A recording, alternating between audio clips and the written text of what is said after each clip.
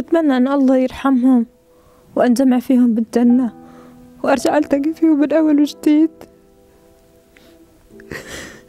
وكنت بتمنى من قبل إنه أفرح فيهم بيطلعوا علي.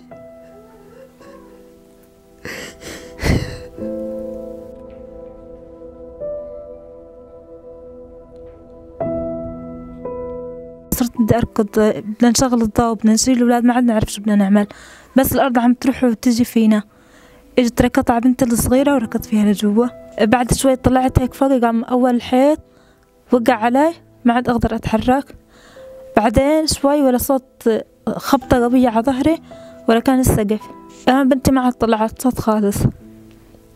ضليتني هيك شي ساعة ما بدي أطلع صوتي، قلت رح أموت يعني، بس أتشاهد أقرأ قرآن. وهو راجع ولا سمع صوتي، قلت له يا أبا عبد إنه أنت فوق راسي، فيك إذا شلت الحجر عن راسي أشوفك.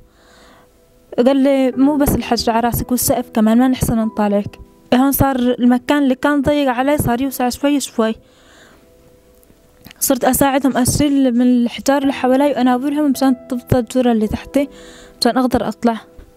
بنت الصغيرة اللي كانت تحتي دغري ما حتى سمعت لها لا صوت ولا شيء، هي من الأول كانت مريضة، كان نفسها ينقطع على البرد وعلى الخبطة، يعني دغري ما عاد سمعت لها لا نفس ولا حس.